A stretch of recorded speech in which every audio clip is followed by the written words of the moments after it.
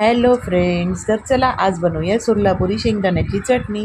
तर त्याच्यासाठी साहित्य आहे. इथे 1 कप मी शेंगदाणे घेतलेत, 1 चमचा मी जिरे घेतलेत, अर्धा कप मी लसूण घेतलेला आहे आणि मी इथे लाल मिरची पावडर घेतली. तुमच्याकडे सुक्या मिरच्या असेल तर तुम्ही त्या वापरू शकता आणि चवीपुरतं मीठ.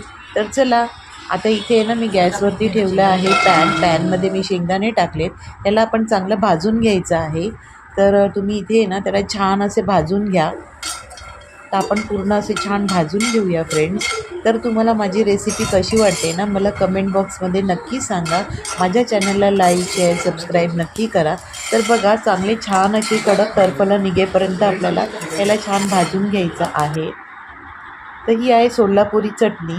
तर इथे बघा, मी सर्व शेंगदाण्याचे टरफलं काढून घेतले. एखाद म्हणजे असेल की त्याला थोडे टरफलं वगैरे आहेत तर चालतं इतकं. तर आता हे मी टरफलं काढून घेतलेत आणि बाकीचे जे साहित्य आहे. तर आता मी काय करणार आहे, पॅन पुन्हा एकदा गॅस लावणार आहे. पॅन ठेवला आहे आणि त्यामध्ये टाकणार आहे तेल. तुमच्याकडे सोलापुरी शेंगदाण्याची चटणी कशी बनवतात ना, ते मला कमेंट बॉक्समध्ये नक्की सांगा. तर इथे बघा, मी छान छान तापलं. त्यामध्ये मी जिरे चांगले फ्राय होऊन देणार आहे. त्याच्यानंतर मी त्यामध्ये टाकणार आहे लसूण. तर तुम्ही थोडासा तेलात लसूण भाजला ना, तर एक छान आणि खमंग खरपूस अशी चटणी लागते. तर तुम्ही अशी ट्रिक करून बघा, खूप छान होते. आणि त्यानंतर मी त्यामध्ये पुन्हा एकदा शेंगदाणे सोडले आहेत. ते शेंगदाणेसुद्धा आपल्याला जिरे आणि लसूणमध्ये चांगले फ्राय करून घ्यायचे तेल टाकून. आणि ह्याच्यासाठी तुम्हाला शेंगदाण्याचंच तेल वापरायचं आहे.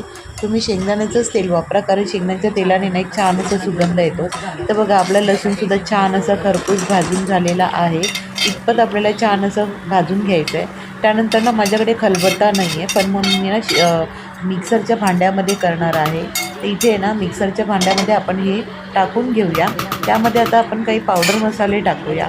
तर इथे मी टाकणार आहे लाल मिरची पावडर. बघा, माझ्याकडे सुक्या मिरच्या नव्हत्या, मग माझ्याकडे लाल मिरची, काश्मीरी लाल मिरची पावडर आहे. त्यानंतर चवीपुरतं मी मीठ टाकणार आहे. आणि आता आपण याला छान असं मिक्स करून घेऊया.